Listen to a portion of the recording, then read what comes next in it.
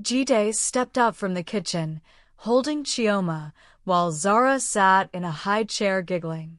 Amara's eyes narrowed. So this is where you've been hiding my children? You think I don't have rights? I want them back. Jide's heart dropped. The past he'd buried was back, and this time it came with fire. The restaurant fell silent. Even the noise from clinking plates and bustling waiters stopped. Amara stood in the doorway like a queen returning for her crown. Her makeup was flawless, her outfit expensive, but her eyes burned with arrogance. Jide stepped forward, cradling Chioma tightly. What are you doing here, Amara? I came to take what's mine, she replied coldly, strutting inside. My children. I want them back. Zara, seated on a chair, began to cry. Jide rushed to her, scooping her into his arms. You left them, Amara. You didn't look back. You said you didn't care if they lived or died. I was angry, she snapped. And you were a failure then. But I've moved on. I'm doing better now. I can give them the life they deserve. So hand them over. Madame Nkechi came out of her office, arms folded. Excuse me, madam, she said, stepping forward. You have the audacity to walk in here and claim rights over babies you abandoned like trash? Amara scoffed. And who are you? His new mother. No, Madame Nkechi said sharply. I'm the one who gave this man a chance when no one else would. And I've watched him raise these girls with more love than some mothers ever show their children. Jide held both babies in his arms, his voice calm but firm. If you've changed, Amara, why now? Why come back only when things are getting better for us?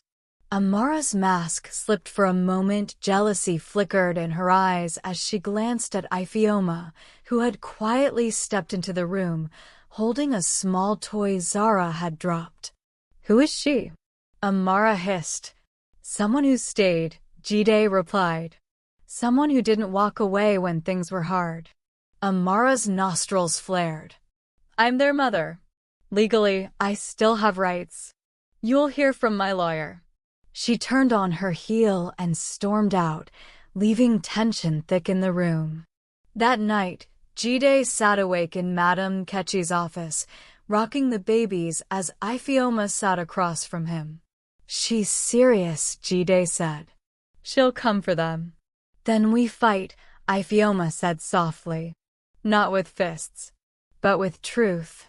We'll tell the court everything, how she left them, how you struggled to raise them alone, how you never gave up. Jide looked at her, tears in his eyes. What if I lose them? You won't, she said, reaching across the table to take his hand. Because love always fights back. 3 weeks later.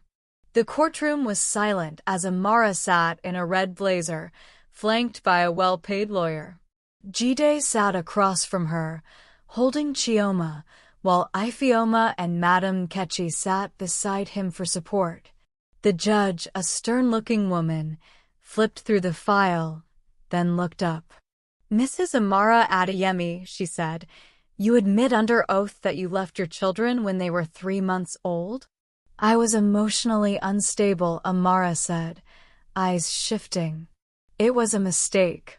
And Mr. Jide Adeyemi, the judge turned to him, you've raised these children alone since then? Yes, Your Honor. The judge paused. I have reviewed all testimonies, including statements from neighbors, social workers, and the daycare. It is clear that these children have known only one parent, the one who stayed. She looked at Amara.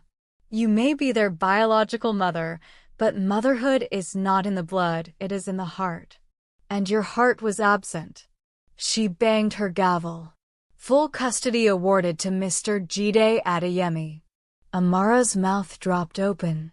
The courtroom erupted in tears, applause, and relief. Outside the courtroom, Jide hugged his daughters tightly as Ifeoma stood beside him, smiling. You did it, she said. We did it, he replied. Then, softly, he looked into her eyes and added, "Thank you for being their mother when they had none." Ifioma smiled, a tear slipping down her cheek. "And thank you for fighting to keep them." As the sun shone down on the courthouse steps, Chidi walked away with his daughters in his arms and a future full of hope and love by his side.